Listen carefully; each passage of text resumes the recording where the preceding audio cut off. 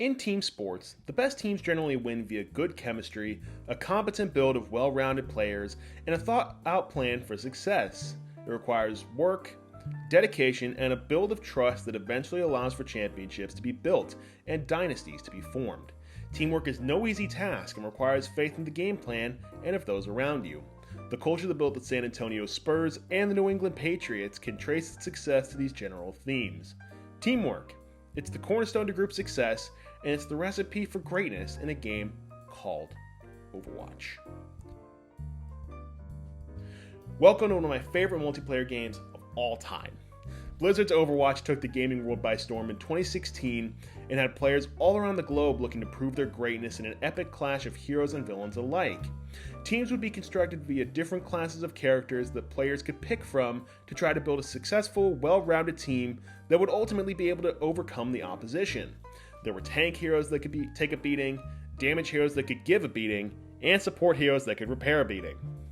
Now, all the class names have changed over time, and characters have changed as well, and even new characters would be added to shake up team builds and allow for more creative team compositions. Yet, that same theme of team success remains the same.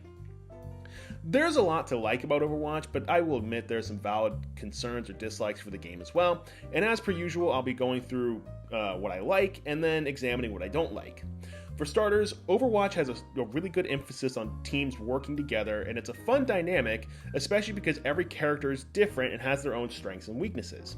That means the players will have to have knowledge of these characters and awareness of the scenarios they are in to assemble the best team possible. It's a fun, thought-provoking challenge that you rarely ever get 100% right. Another aspect of the game that I really do enjoy are the simple yet exciting game modes. Overwatch has been criticized for being a Team Fortress 2 clone, and to be honest, I understand why. The game modes are very similar between the two. However, the straightforward, objective-based game modes are fun to play and put a heavy emphasis on building the right team. And finally, it's a fun, fluid game that doesn't have many in-game issues.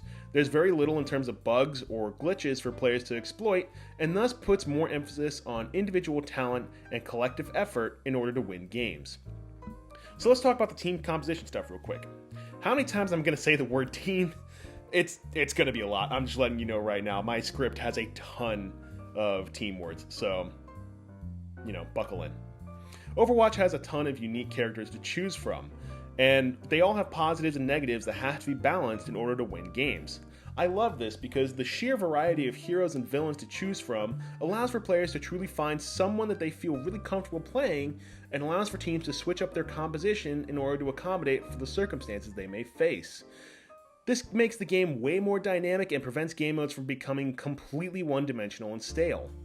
Personally, I like to view Overwatch teams kind of like basketball teams, and for this analogy, I'm going to be going with older stereotypical basketball structures. Your tanks tend to be your power forwards and your centers. They handle much of the defense and take a lot of damage while also providing a presence offensively that can sometimes overwhelm opposing players.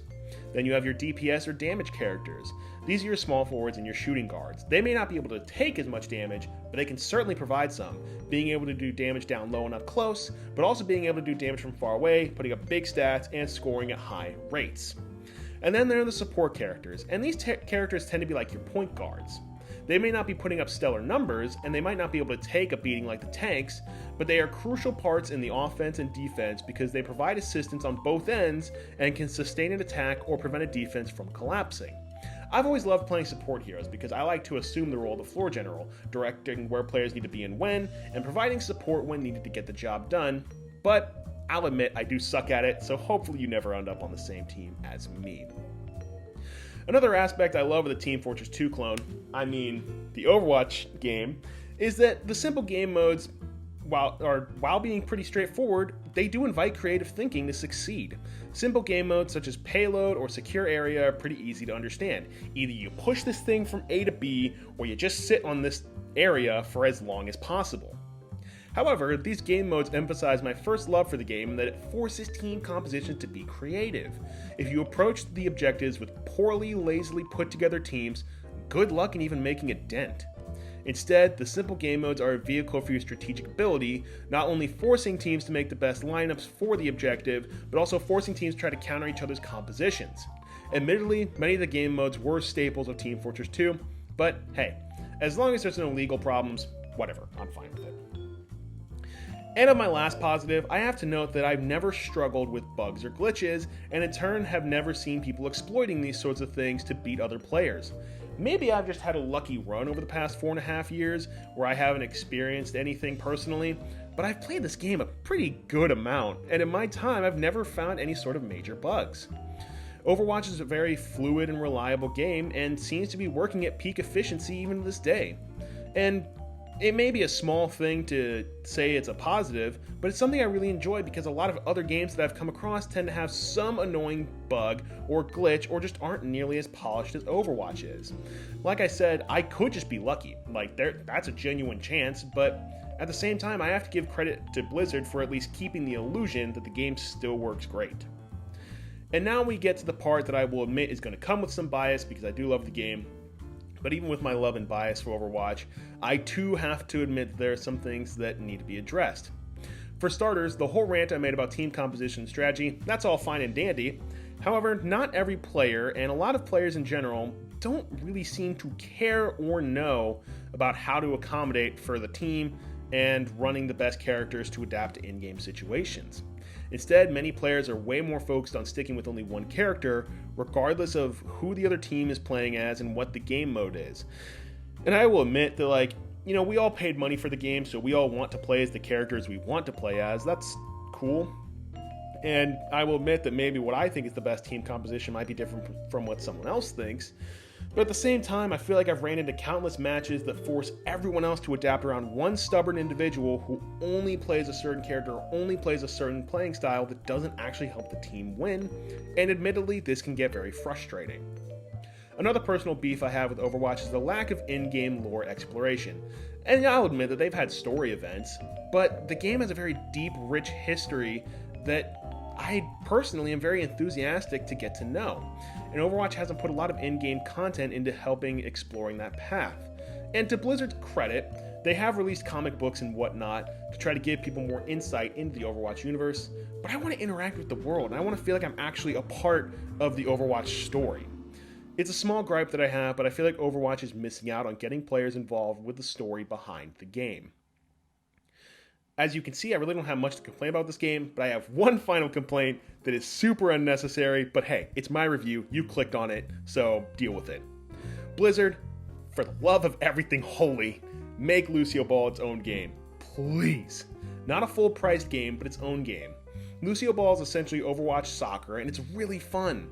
However, they only let players do it sparingly, and have made some questionable updates to the game that I just am not a huge fan of, and to be honest, I just want it to be its own game so that whenever I feel like playing it, I can just hop on, maybe get a goal or two, maybe not because I'm bad.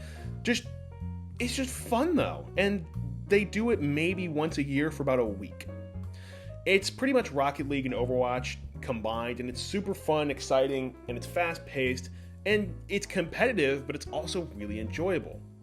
Please, Blizzard, if you're watching or listening, do the right thing. Essentially, if you can't already tell, I don't have many overly serious issues with Overwatch. Yes, the game is not as relevant as it used to be, but I always find it to be an enjoyable experience and have continued to enjoy it 4 years or more past launch. And if I had to give Overwatch a final grade, I'm giving it a 90% or an A-. I think it's really good. Sometimes the game modes can get a little repetitive, but there's still a lot this game has to offer. And if you can get a good squad of teammates that have some solid situational awareness and are at least okay with the characters they're playing as, you should have a pretty enjoyable experience. However, the key reason I don't rate it higher though is because of that potential issue with having your joy of the game be predicated on the other player's competency a lot of the time. So, I'd like to thank you for checking out the review. Like, share, subscribe, or don't, whatever floats your payload. I'm not the brightest. Thanks for watching, and have a wonderful day.